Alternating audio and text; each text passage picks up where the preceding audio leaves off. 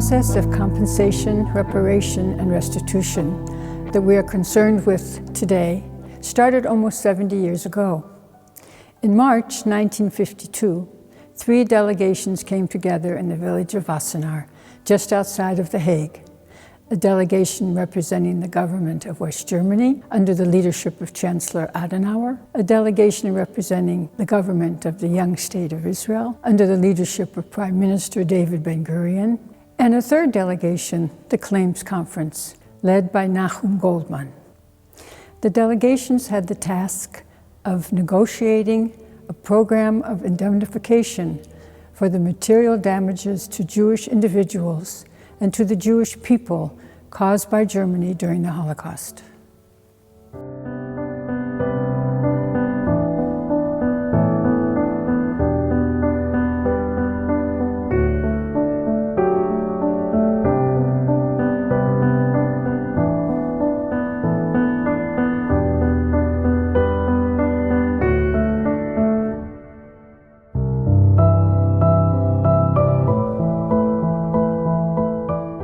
Today, almost 7 decades later, we once again visit Kasteel oud Wassenaar with German historian Hanko Jurgens and Annemiek Gringold, curator of the Dutch National Holocaust Museum, and try to recapture the zeitgeist of the negotiations, to take a look back in history and to reflect on the groundbreaking work that was done by these extraordinary people. Now, being here in this castle, knowing that here in Wassenaar, during the occupation, many of the Nazi occupiers' top stayed here, in this very Wassenaar, and also in this hotel. We know Rauter stayed here and had his dinners. We know Seyss-Inquart stayed here during occupation, so it has this very burdened history as well. What I think is very interesting is that I knew the Luxembourg Agreements very well, but I didn't know that the negotiations were here in Wassenaar. And that's also always the interesting discoveries you make when you're doing research in history, that you always see new angles and new perspectives, and then suddenly you discover that Wassenaar was the place where they negotiated the Luxembourg Agreements, so to speak. Following the liberation, 7 years after the liberation, to designate this site as a start of repair, of compensation, of acknowledgement of the tremendous trauma that the Jewish community and the Jewish people actually suffered, gives a sense of victory perhaps, because the conference that did take place here for almost 6 months with these 3 delegations was a very important one. But first, who were these extraordinary people who made up the delegations? The delegates were government officials, intellectuals, and legal experts. The Israeli delegation was headed by Giora Josephtal, head of the absorption department, and Felix Shinar, head of the special department set up by the Israeli Foreign Ministry to deal with claims against Germany. Both of them were originally from Germany. The Claims Conference delegation was headed by Saul Kagan, Executive Vice President of the Claims Conference, Moses Levitt, Vice Chairman of the Joint Distribution Committee, Nehemiah Robinson, Benjamin Ferencz, and A.L. Easterman were their legal experts. The German delegation was headed by Professor Franz Bohm and his deputy, Dr. Otto Küster. There are 2 important people. Franz Bohm was was a professor for law and economics who really had problems with the Nazis already in the 1930s. He didn't get a job as professor, which was expected for him. And after the war, he became the chair of the Association for Christian-Jewish Dialogue, which was founded in 1949. So it was, in a way, logical that he would chair the German delegation. And the deputy chair was Otto Küster, who really got troubles with the Nazis. He was already fired in 1933 because he was criticizing the Nazis for anti-Semitic rules.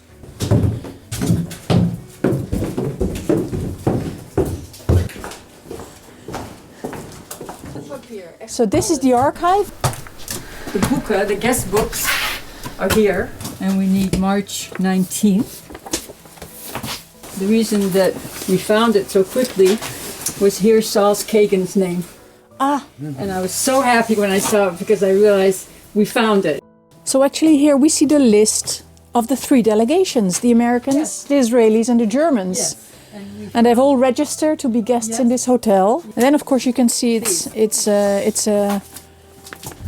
police as well. We of course know that the atmosphere between the various delegations, between the 3 delegations, wasn't very good in the beginning. They were very suspicious one of each other. That's correct. So there must have been tense in the air, but there was police as well. It was not logical that this arrangement would be ratified in 1952 by the German parliament, and Adenauer had to depend on the Social Democrats, who supported it all wholeheartedly. Yes.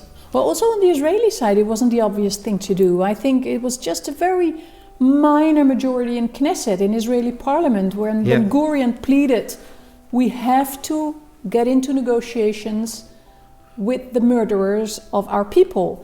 And it wasn't the obvious thing to do because there were factions in the newly born state of Israel, in the Israeli society, that the only thing they could think of was vengeance. As you said, the bomb threats to the negotiating panel of the German side, to Adenauer. There were sections in Israeli society that wanted vengeance on what happened during the Holocaust. It was decided that there would be 2 parallel discussions, Israeli Germany in the morning and the Claims Commission Germany in the afternoon. Both were to be conducted in English. Since most of the Israeli delegation were originally from Germany, most of the Israeli-German discussions ended up being conducted in German. For a period of 6 months, these 3 delegations negotiated precariously on the subject of restitution. For the first time in the history of warfare, a country which had abused and murdered civilians, both its own citizens and those of countries it occupied, agreed to compensate the survivors. The revolutionary idea was that direct compensation was to be paid to the individual survivors and compensation to a state that did not even exist at the time of the atrocities. It was a very important first step for 3 delegations to come together and to decide what they decided, and to come up with in the end, legislation accepted in Western Germany that also affected the Jewish community in this country. It resulted in compensation of the material goods. Well, this was of course the guest house of the government, and one might think that in the beginning of the 1950s the Jewish and German delegation did not want to sleep in the same house, but we don't know. That might be very interesting to see. Okay, according to the claims conference site, all 3 delegations were here. Yes, of course they were discussing here, but they were housed here also in a secluded area where they could slowly grow accustomed one to each other and to trust each other as well. Because that's why it took so long. Did they have dinner with each other? I'm not sure. It could be. What I understand is that in the early days of the conference, the members of the delegations were not left alone with each other in one single room. There were always others present, because they didn't know what the tension might bring, so their unwillingness to really enter a true transparent dialogue and negotiations.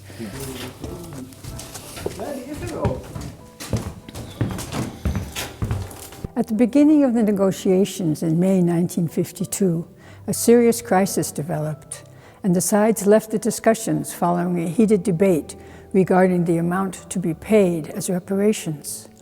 As the conference continued through April, May, June, July, and August, the discussions between the delegates developed into a good working relationship. The delegations had met in Wassenaar day and night for months on end, and slowly personal relationships did develop. The delegations from the US and Israel had the impression that the German delegation was there to seek an agreement. One of the things that struck me is that we have 2 delegations here. And of course the Jewish delegations, both from the US and the Claims Conference and Israel, of course represent this very traumatic part in the negotiations. They have lost virtually everything and they're representing a people in heavy trauma. And the German delegation, which of course also didn't have the support of the entire country, but they did represent that country of perpetrators. And actually they're coming and sitting at the table negotiating compensation, repairs, was a first step to confront as a nation what responsibility of these crimes meant. It was a first step, as I see it, in a long process of healing, coming to terms with its past, taking responsibility, never to let it happen again. And I think that's what makes this conference very special and very important. It's these two very different groups of people, the perpetrator side during the Second World War, during the Holocaust, and the Jewish victims' representatives coming together, sitting under a roof, sharing lunch, growing trust, and negotiating how to make a better world. Yes. How to repair. I think it's very important that the Germans took responsibility for that. But there are two sides of it, in that sense that it is certainly an initiative of the government, and it's not, perhaps not always shared by the whole society, particularly not in the beginning of the 1950s. But if you look in the long run of post-war history, this first step was of course very important, in the sense that taking responsibility for its own past is of course something which the Germans has done very well until recently, particularly. How must it have been for these Germans to sit at a table with these Israelis, with these people from the Claims Conference, and look them in the eye? How must it have been for them? I think there is one important thing. Those delegates were also criticizing the German regime. So, of course, they felt very responsible for what have happened, and it was probably very difficult for them to look them in the eye. But they were not responsible themselves. As individuals. As individuals. And then again, if I think of the Israeli delegates in this room, or the representatives of the Claims Conference sitting here opposite those German representatives, who as individuals perhaps are on the right side of history, but of course they represented the collective German history during World War II. Yeah. They represented the perpetrator side on the negotiating table.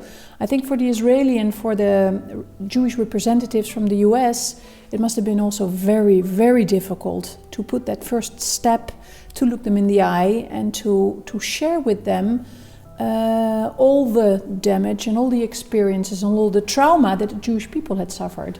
So for both sides, it must have been tremendous, difficult walking in here and starting that dialogue. Yes. But on both sides, and you say because of the individuals selected to represent the German part of the negotiation, on both sides there was the eagerness that something had to be done in order to leave that history behind and start a healing process, really make repairs.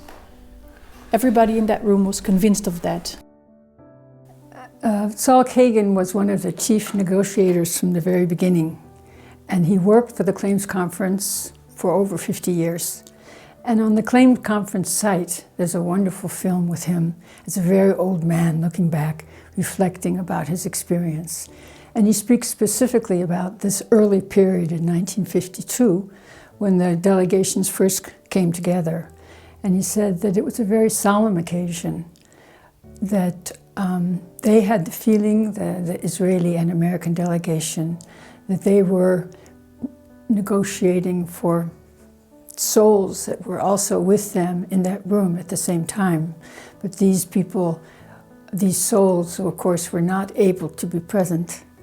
And he felt that they felt the weight of these souls in the room at the time that negotiations were started. the legislation that followed this conference, well, you could say that there was room for improvement. It wasn't the best legislation you could imagine, but it was a very important step. And we see that from then on forwards, actually all the way up to today, we are struggling with how you can compensate the suffering that was done to the Jewish people. Until today, there are disputes on looted goods being restituted to rightful heirs. Until today, there are disputes whether companies or people that to benefit from the looting, from the persecution and the deportation, where money was involved as well, if they should compensate the victims. And what you feel today started here back in 1952. The work of the Claims Conference is still going on today. But what's the most important, I think, for me is to think that what can prejudice bring? What can prejudice and hate bring? And you can see from the negotiations and from the history behind negotiations where prejudice and hate can lead. And that's also part of the Claims Conference, that they have an educational program that deals with the education of the Holocaust for the youth. And that's, I think, one of the most important things today.